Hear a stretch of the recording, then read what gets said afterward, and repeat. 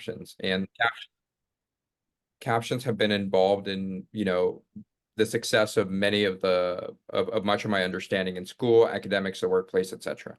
In fact, when we entered Zoom University and Zoom years, it was actually some of the best understanding I've ever had, because we were all virtual and all the meetings were captioned.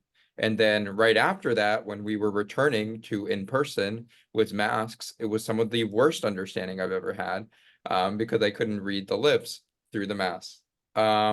So in that process, I saw, and I think a lot of people saw, the power of captioning. And our goal at TranscribeGlass is to take those captions off the screen and bring them to the real world, so they could give you valuable added context for the conversations you have. I want to show a quick demo video of what the product looks like. So if screen sharing could be enabled, I'll go ahead and do that. Cool.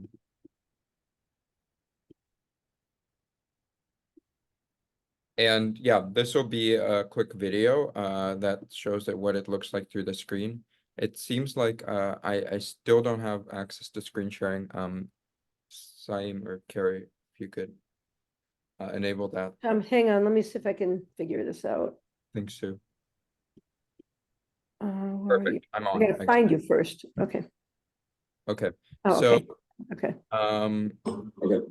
So here's the video. I'll just take a quick look at it right now. I'll let you know when to go. Okay. Okay, ready. Ready? Ready. Recording? Yes. Cool. So hi, I'm Tom, and this is TranscribeGlass, subtitles for the real world. So using our device, you can actually see captions for everything I say in your field of view in real time, while also getting a good sense of my lips, my environment, and everything else around me. That's TranscribeGlass, designed to help you fully understand the conversation. Thank you. So that was a pretty quick demo into what we're doing. You can see as I'm speaking through this display, all the captions for what I say appear in your field of view.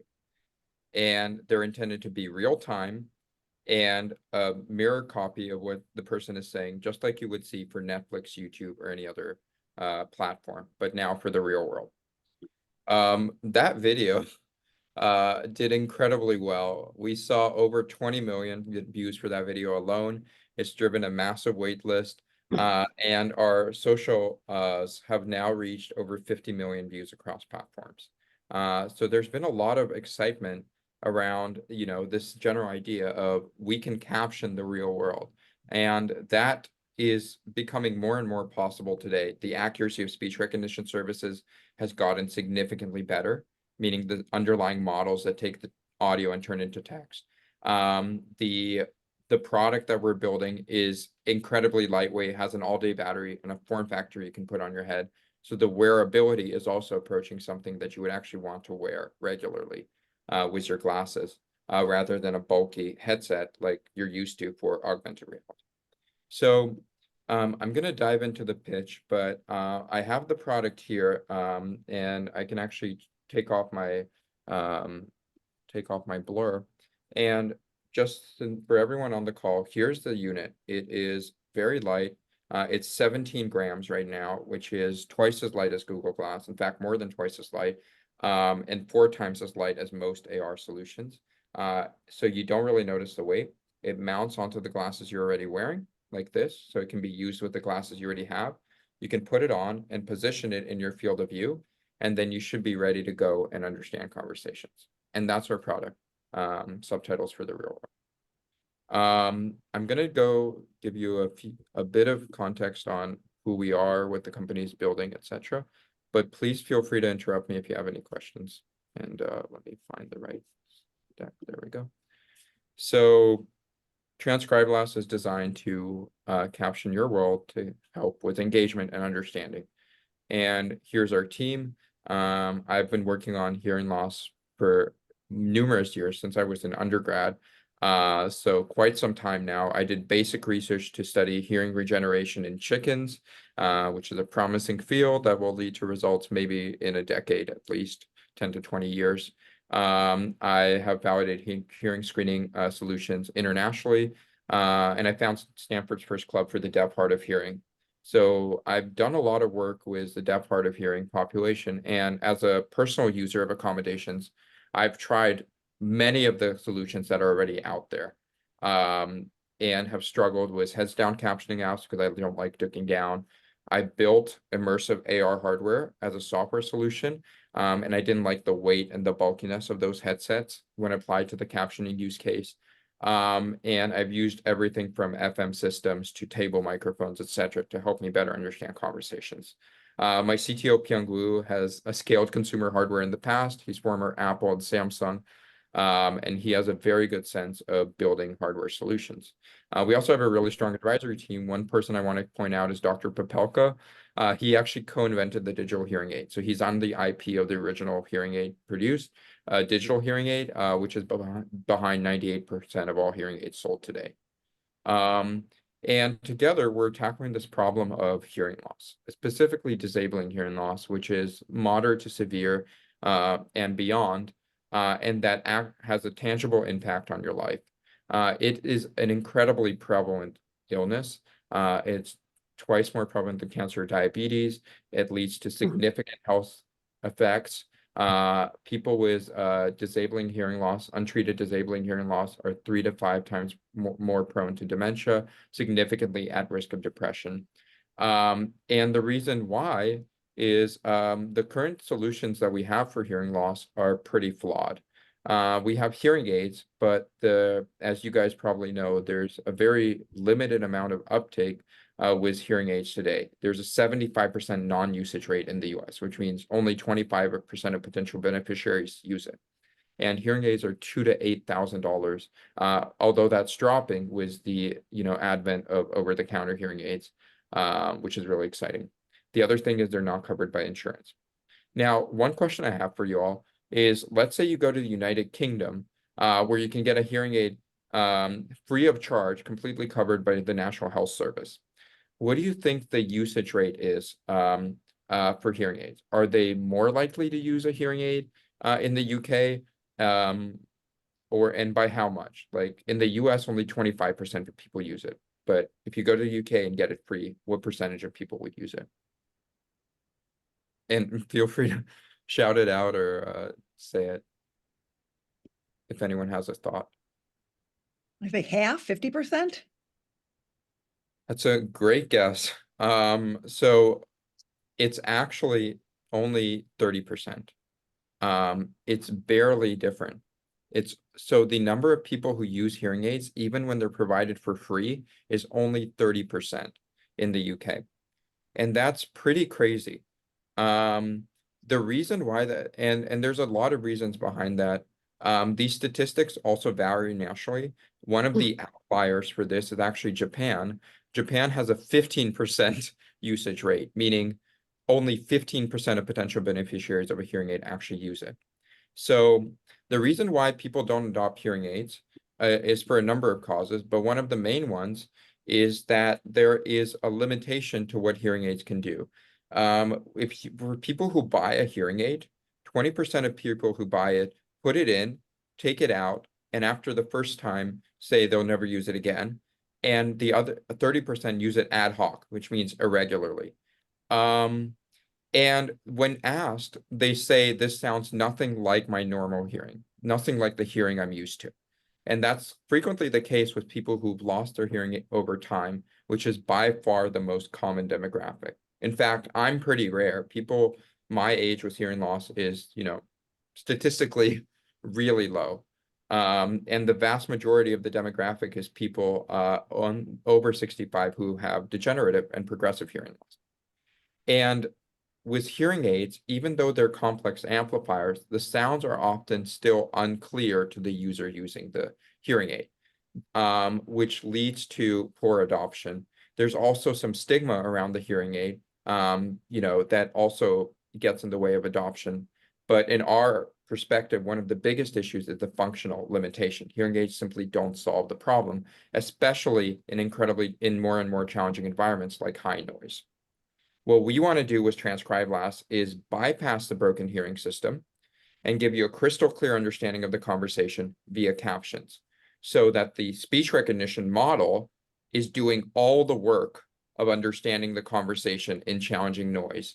And you, as a user, would just get the understanding via text. And the premise and the product is wearable. This is what we built. It's a lightweight AR solution. It has an all-day battery life today. It's highly optimized for the deaf hard of hearing use case. In fact, we're the only product that's purpose-built for the deaf hard of hearing and does not run on a third-party pair of glasses that are used for other use cases and being repurposed for captioning.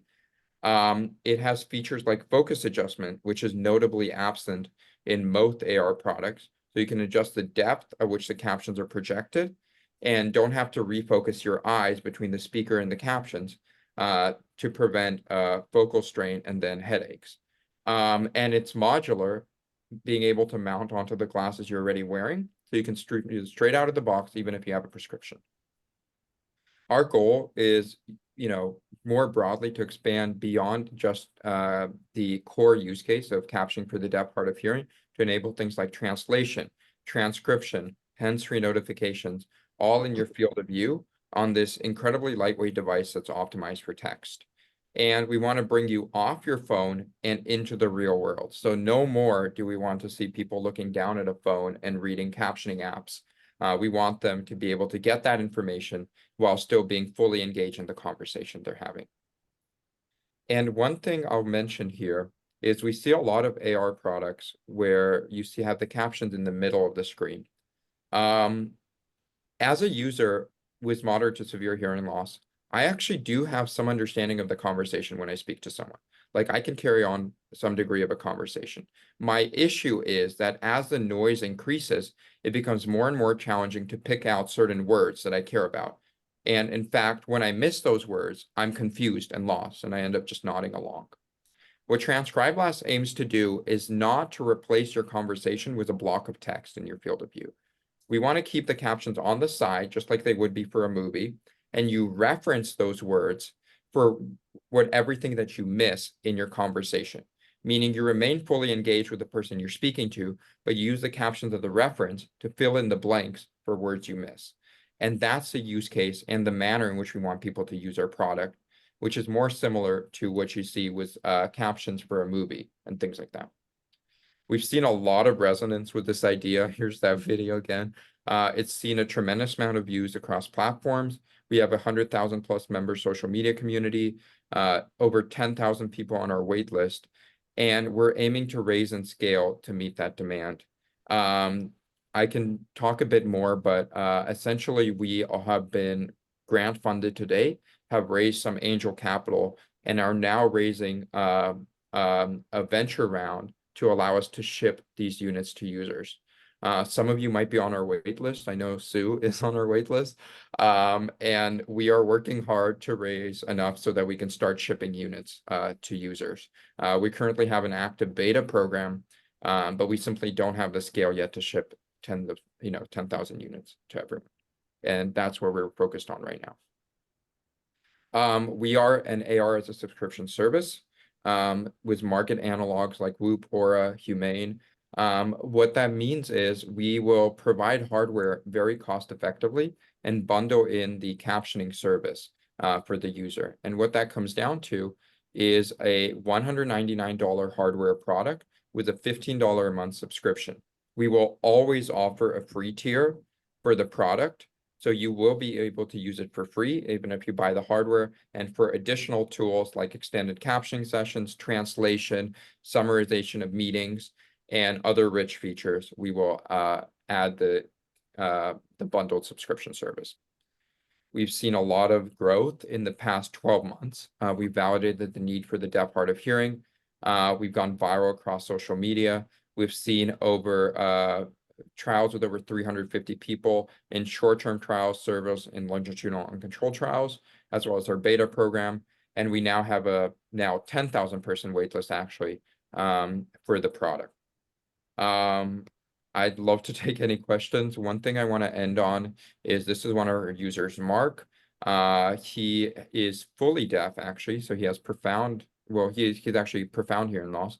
And he had lost it. He was a musician. He lost his hearing, and he's been using a heads-up heads down captioning app ever since. And with our product, he was able to leave the living room where he was speaking to his wife, enter the kitchen, and he could still see what she was saying for the first time since he lost his hearing. So that was really inspiring for us. Thank you guys again for listening. Happy to take any questions, anything around pricing, timeline, what the product can and can't do, and how you can get involved if interested. So yeah.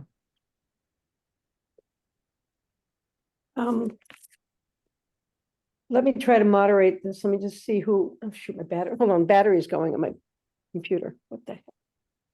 Oh, hold on, sorry. Thank you guys. Okay, all right, I'm back in business. All right, let me moderate this chat. Let me just see what hands are up and what hands aren't.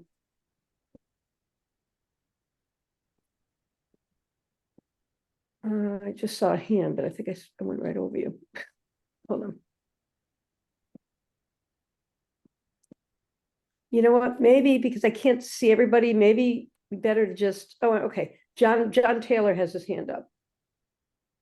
Hi, Sue. Thank you for this. I do have a couple of questions. Tom mentioned that it's an all-day battery. Does that mean it's a rechargeable battery that you charge at the end of the day?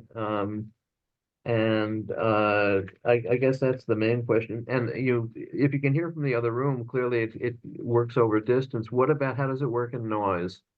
Yeah, so both of those questions. So the battery is rechargeable. You have a charging port right here. You can plug it in at the end of the day, charge it, and go from there.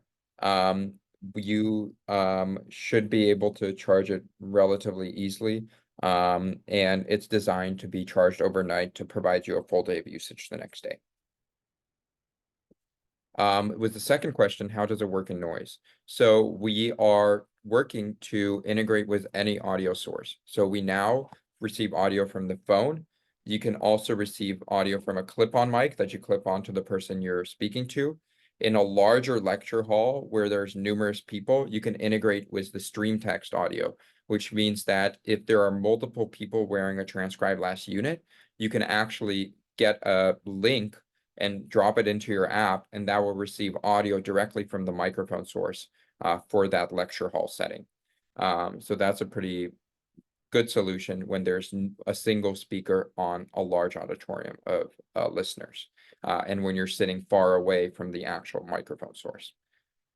Ultimately, our goal is to optimize directional mics so that we can target who you're looking at versus the background noise. If you're in a restaurant, though, for example, how well will it work? It will, that's so, to be honest, it depends how the quality of the person you're speaking to. So if they have the speech recognition models work better with people with deeper voices, and they're actually weirdly biased towards men. This is the factor of all speech recognition models out there. It's a factor of the training data that they're trained on. So it really does depend on the quality of the speaker. But what we do on our end is we aim to do two things. We're working to integrate directional mics so that we have a physical device source to target the person of interest. And on the software side, we do noise reduction to parse out the background noise and try to focus the speaker of interest. So we try to mitigate those issues, but it does depend on the quality of the audio source coming in. If you are using a TranscribeGlass device in a noisy restaurant setting and you're not getting high quality audio, what we recommend is actually providing a clip-on mic that you can put on the person or use your phone as an audio source and just slide that closer to them. And that should be able to get an increasingly high quality audio source. I'll just make one more quick comment and then I'll shut up. My CI is actually biased towards women's voices. Oh. Low frequencies don't work well, so this might be a good solution. Thank you. Well, there we go. We'll give you the full range. Yeah. Thanks for the question. Andy has his hand up. He's been waiting patiently. Thank you. And I'm very, very excited about this. I can't wait till it's released. Two questions I have. One speaks to the technology and one speaks to use. The first question is, where does the computing power reside? Where is it getting the computing power to do all the transcribing and the AI? Is it on the Yeah. device itself, on your phone, or what? Yeah, that's a great question. We use the phone. Our thesis is that we want everyone has a computer in their pocket. We want all processing to be done in your pocket, and we want the thing that's on your head to be as small, as light, and as battery capable as possible. Meaning, in the future iterations of our product, you shouldn't be able to see it. You should be able to mount it. It should be incredibly sleek while still maintaining great battery. The only way we're going to achieve that is by moving processing to your phone. So yeah, good question. And the second question is, I'm really looking forward to reading audiobooks while I walk with the device. Will I be able to do that? That's a good question because I've heard that before. People are like, I want to read, like I'm on my bike and I want to read audiobooks. Yeah, so we are working to add API integrations to our product. So things like captioning phone calls, we just closed a strategic partnership for that. So we'll be able to caption phone calls that you receive. For some people, we could provide very high quality captions for free if you have a qualified hearing loss. So yes, we are scoping out use cases beyond just text to speech, so things like audiobooks, phone calls, etc. Thank you. Again, I'm excited. Thank you. Of course. Hold on, let me see if there's anybody else. Let me put it in gallery view, then I can see everybody. I'm seeing I think Jerry has her hand. Do you have your hand up? Or is that holding? Okay, yes. So go ahead, Jerry. Can you hear me? Yourself. yes. Yeah, so I wanted to understand a little bit more about, when the product will be released, Tom. So can you talk a little bit about that? Yeah, definitely. So we're in beta now. We have units produced. We have around 100 units produced to date. We're working through beta usage of those in our users and also running trials. So we're aiming to coordinate a trial at Stanford and other satellite sites, including Harvard, with Saeem actually, and RIT. Once those trials, we move past those trials, we'll be able to move towards shipping and scaling. The biggest bottleneck for us in shipping and providing this product is our fundraise. So we have gotten I think around 350K total in the life cycle of TranscribeGlass that has allowed us to get to this point. That has been 5 product iterations, testing with over 350 people, and the unit that you see today, and some of you have gotten to test. In order to scale and ship thousands of units of the product, we will need a closeout, a venture round. So we're actively speaking to angels. We have been speaking to potential lead investors as well. And once that is closed, I will be able to give you a better timeline. But our target is within 12 to 18 months of closing our venture financing, we will be able to ship and close out our waitlist. Jerry, you're next. Okay, I have 2 questions. One of them is, what do you do when you're driving? Does that thing come off of there real I easy? cannot. Yeah. So we are not tested for driving. We do not recommend using this device while driving. And I cannot take any liability for the device being used while driving. So can you take it off your glasses real easy? Yes. That's the benefit of this device is you do not need 2 pairs of glasses. You need 1 pair of glasses that are the ones you're already using. You can simply take this off, put it in the carrying case, and then use your normal glasses. And whenever you have a setting where you'd like to use it, you just clip it back on, reposition it so it's in the right place in your field of view, and continue using it. Okay. Second question is, I have double vision. So I have prism glasses that are fairly thick. Is that going to be a problem, or you can just adjust it? You're pretty well Yeah, we do have adjustable. It's relatively adjustable. So if you have things like bifocals, you can position it so it's in the right place on your pair of glasses. One thing that we don't support yet, or is difficult for us to support, is transition lenses. Okay, thank you. Yeah, but what was your question? I think you had a follow-up maybe. No, No? Okay. Cool. Okay, Steve had a question, and then John, you're next. Yes, hi, Tom. I believe there's a product out of England called X-ray glass. Yes. Could you describe the similarities and differences? I believe they required you to purchase special glasses. Yeah, definitely. And I will add to that, there are two other products out there that you can use for this use case. One is Xander, Xander. One is X-ray glass. Both of those solutions run on a third-party pair of glasses. So Xander runs on the Vuzix hardware. Vuzix is a company out of Rochester, and they build enterprise AR solutions. So things like, you know, factories, workplaces, etc. And they repurpose those glasses for the captioning use case.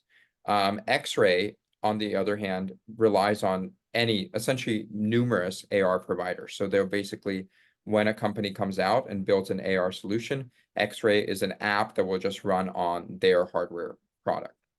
Now, the limitation of this approach of being a software solution that runs on a third-party pair of glasses is that you're limited by the product, meaning all of those products to date that have been released are far heavier, bulkier, and can support far more of an immersive experience. So the glasses that X-ray runs on, you can also watch Netflix on, you can watch YouTube on. But as a result, they are heavier. They have a wire that comes out and plugs into your phone. And they don't have some of the features we do, like mounting onto the glasses you're already wearing, custom frames and prescriptions, and focus adjustment for the captions and where they're projected. Also, the price point is higher, but and X-rays, margins and pricing comes exclusively from the subscription service rather than the hardware itself, meaning their subscription has to be slightly higher than ours. Yeah. But yeah, that's a good question. The other accommodations in the space, just for some added context, are heads down captioning apps. So there's numerous. There's Google Live Transcribe, which is free and runs on Android. There's an app called Ava that runs on that you can use on the iPhone. There's other apps like Otter AI, which weren't even built for captioning, but they're actually really good at captioning. And you can run them on your phone and just look down and see the captions. What we are aiming to do, and granted X-ray and Xander, is take those captions off the screen and bring them to your field of view. The distinction I'll make for us is that we want to build the hardware that is purpose-built for this use case, because no one to date is doing just text-based AR.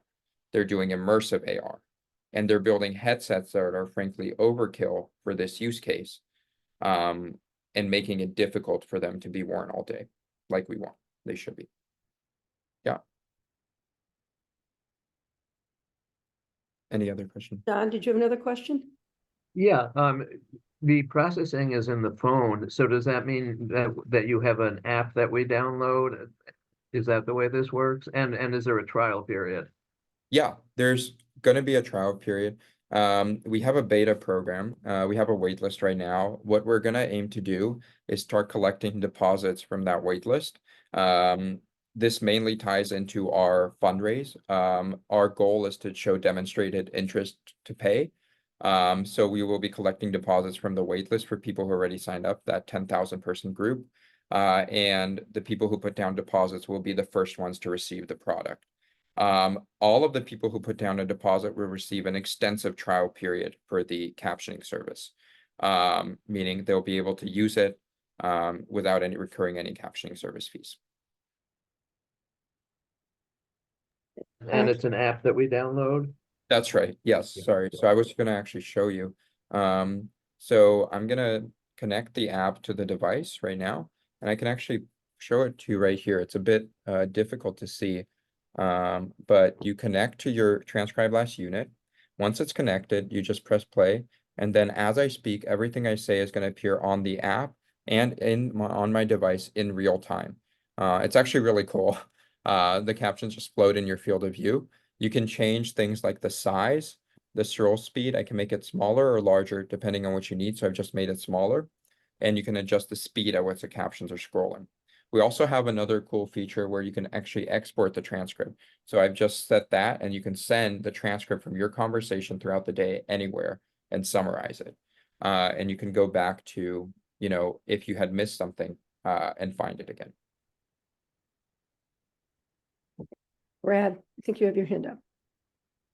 Yeah, thanks. I work in a library and I come across a lot of different accents. How does it handle the different accents? That is a factor of the model being used. So that's key. So I also struggle with accents a lot as well, understanding them. There are certain models, speech recognition models, that work better with some accents versus others. For example, Microsoft works really well with Indian accents. I'm not sure why specifically Microsoft, but yeah. So what we have done to date is expose the models to the user, meaning the user can select which model they want to use, be it Google, Microsoft, IBM, or any of our translation models as well. One cool thing that I added is also on-device models, meaning you can actually run it locally without an internet connection.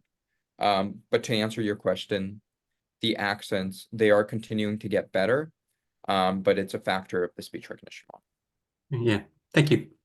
Yeah. Actually, I have a question. When you're talking about accents, is it, and you said it, is it a dedicated model to a specific accent, or can you just toggle back and forth?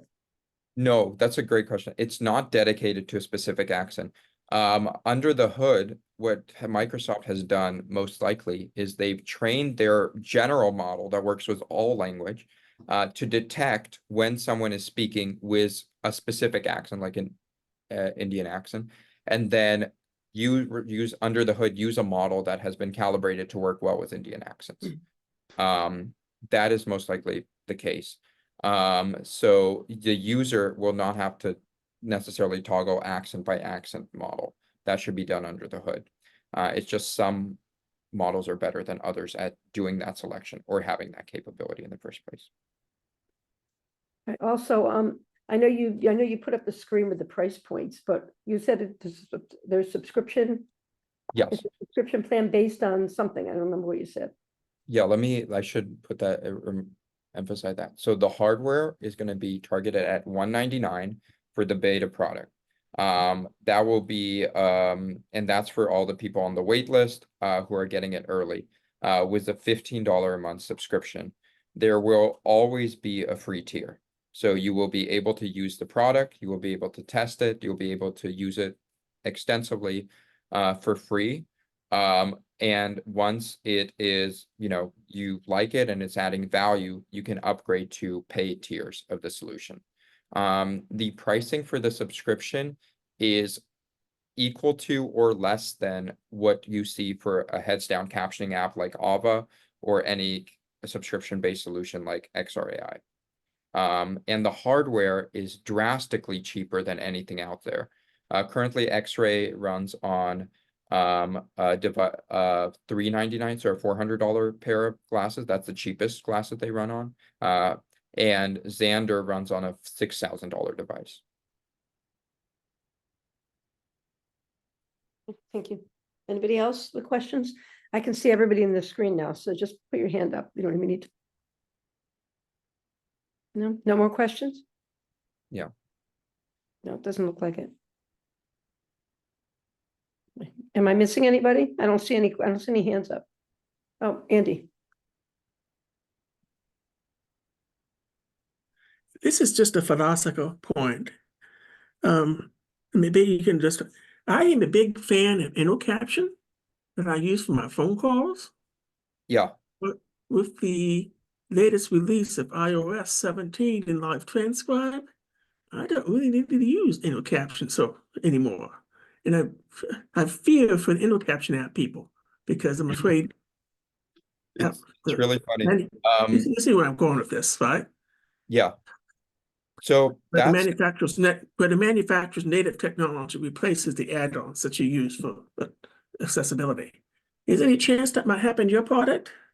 yeah, that's a great question.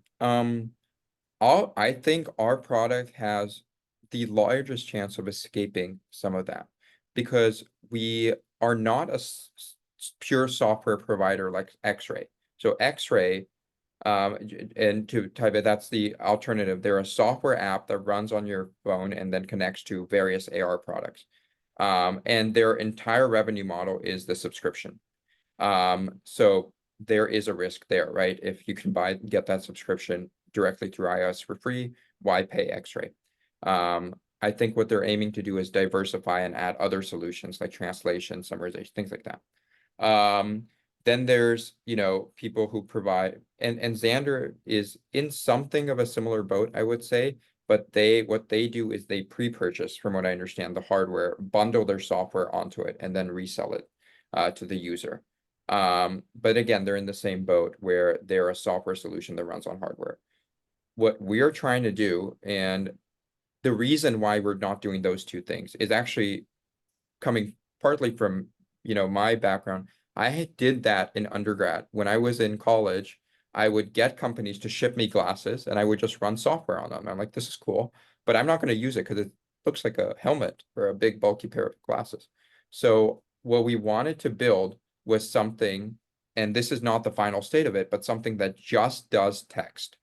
And as a result, doesn't require the complex optics, the battery life, the compute, and for the end user, the weight and bulkiness that those devices provide. So I think as long as we can perfect this form factor, we do have some defensibility because we're a dual full stack solution. And it's something that the general AR providers have to date yet to touch because they're still focused on more immersive content and by virtue of that, bulkier glasses. But that's a great question. Thank you. Yeah. Gary, I think. Yeah, my question is, I live in Colorado and we have a huge population of Spanish speaking people. Yeah. California as well. I'm here. So Yeah. does it translate or what does it do? Yeah, it translates. We can do translation as well. As I said, oh yeah, sorry. No, cool. I just said that's cool. Yeah. Oh, okay. Nice. Yeah, we can do translation. To elaborate on that point, I think that's, I guess, to Andy's point, like the software suite. Like we want to add features beyond the core speech to text, like translation, like summarization, meeting notes, etc. That add value to our subscription beyond what's offered in pure iOS. But we just partnered, ironically, with a company like InnoCaption, so that we can caption phone calls for free. Thank you. Yeah, definitely. I thought you had your hand up before, didn't you? No, maybe not. Okay. Another question. I have another question about price. You say various subscriptions starting at different points. So in Yes. other words, if you want translation with your subscription, that's going to be a different price point than.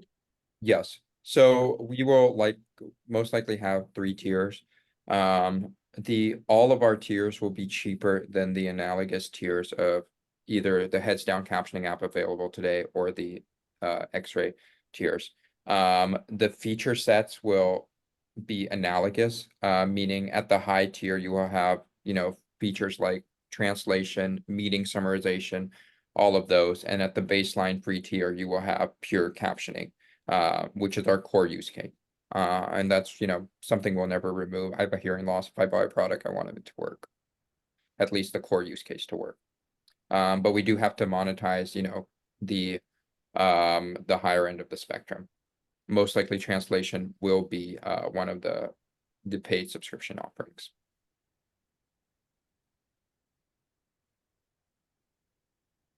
I think Vicky has her hand up. Yes, I'm not sure if I missed this, but what about people who wear contact lenses and or people who do not wear any type of corrective frames at all? Do you just buy a It's a great question. We ship with a pair of transparent frames, so you can just receive these in the box. I can actually bring you guys the box to show you, but we have a pair of frames. You open them up, you clip on our device onto them, and then you go from there. It actually works really well with contact lenses because you'd have no adjustment in positioning or Okay. lens to mount to your personal glasses. Thank So, you. yeah, the goal is to make it easier to use via the mounting and removal. So if you don't have anything, we ship a pair of frames. If you do, you just use the frames you have. Great, thanks. Yeah. Any more questions? I don't see anybody.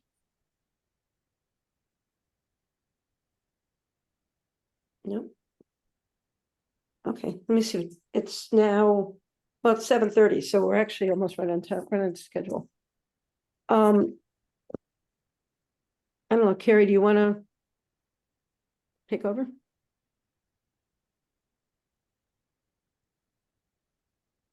I think we just wanted to close first by thanking Tom. This was a great presentation and very great Q&A, thoughtful questions from our audience here. So I think it's been great. I appreciate everybody's engagement. We do have a couple of upcoming events. So Sue, I just wanted to ask you to speak to the meeting coming up on February 15th, day after Valentine's Day. Could you talk a little bit about that? Sure. Yeah, we have a joint program with ALDA, and for those of you who don't know what ALDA is, it's I was screwing this up. It's Adult Latent Deafened. Laura, you're going to kill me. At this association, Laura's the national president. At any rate, and it's a joint program, and it's basically you said what. You know, I was joking around with the president of the local group here, and you know about how everything gets misinterpreted, whether we're doing the listening and the hearing or whether it's somebody who's listening and hearing to us. And sometimes it gets to be a comedy routine. So we thought we would just invite people and families and friends and anybody involved with hearing loss to just tell stories. We're not really having any specific format, just kind of sharing and seeing if we can kind of come up with some anecdotes from each other. And that's going to be on a Thursday night, February 15th. It's going to be from 7 to 8:30. So if anybody's interested, I guess just email me or just email me at Here at Boston. I guess that's the easiest thing. Or my personal email is Sue, SUESCHY @gmail. And I'll make sure that you get on that list. So when the link comes out, I'll get you the link.